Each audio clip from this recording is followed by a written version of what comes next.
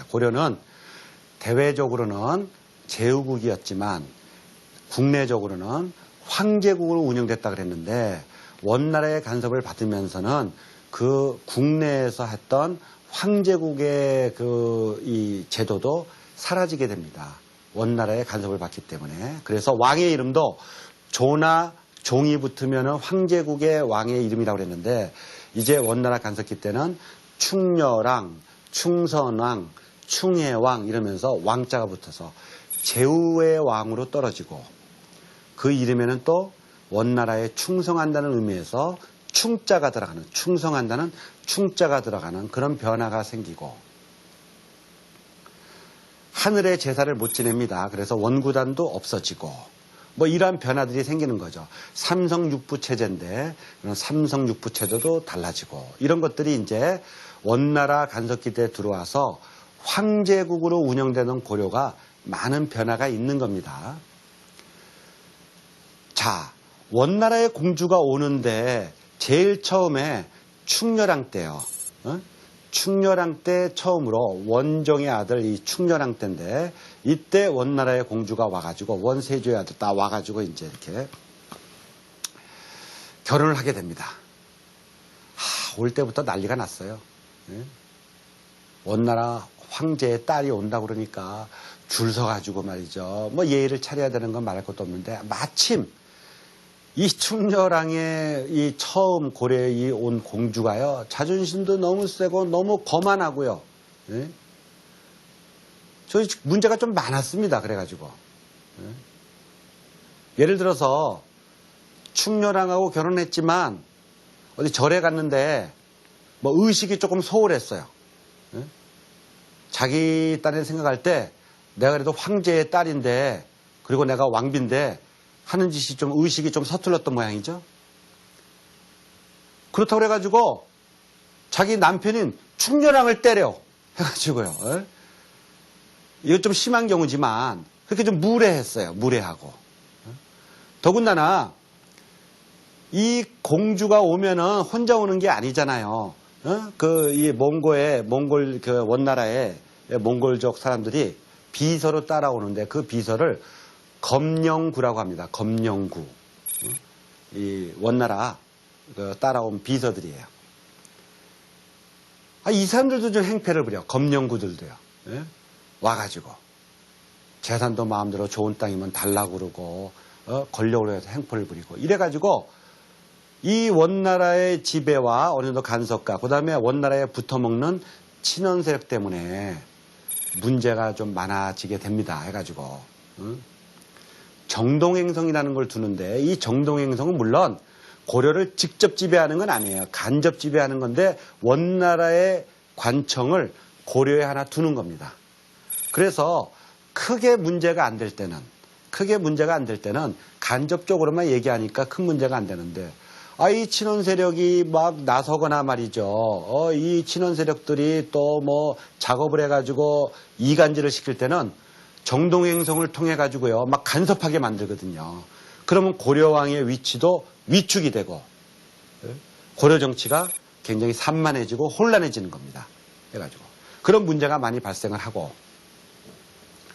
더군다나 이 친원 세력들이 중간에 고려하고 원의 관계를 이용해서 서로 왔다 갔다 하면서 문제를 해결하기는커녕 문제를 악화시키는 쪽으로도 막 가게 돼요.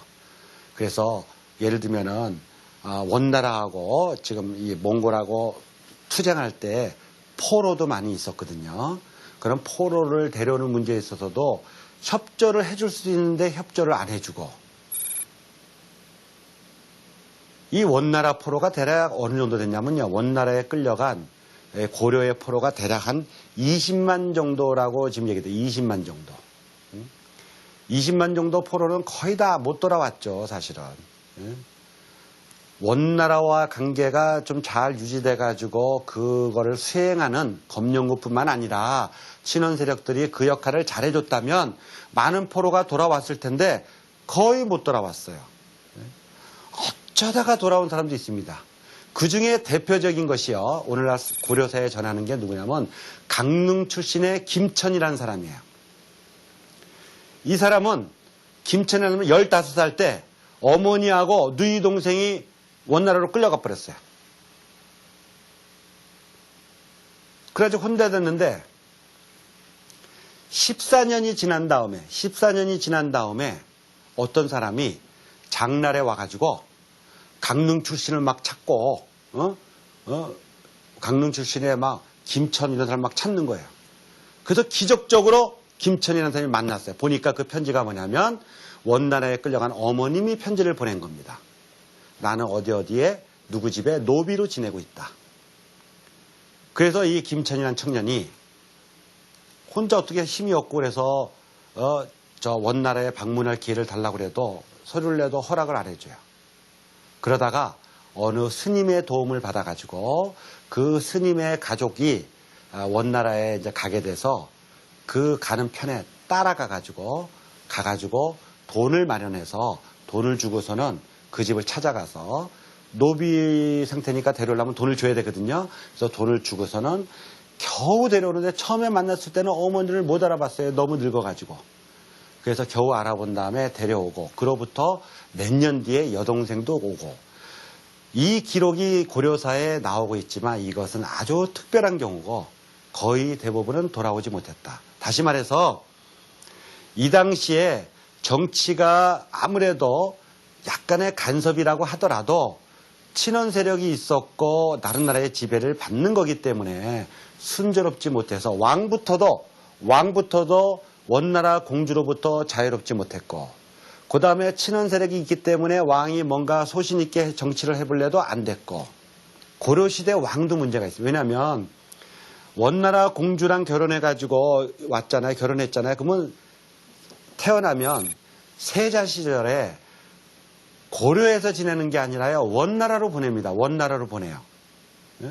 원나라로 보내가지고 자라기 때문에 이 고려 왕들이요. 사고방식이 고려 사람이라기보다는 반은 원나라 사람이에요. 그래가지고 제대로 이게 정치에 대응을 하지 못하는 일들이 벌어지게 됩니다.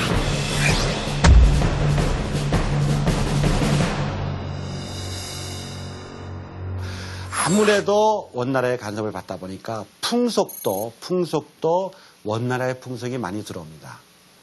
대표적인 원나라의 풍속이 변발이라는 거죠.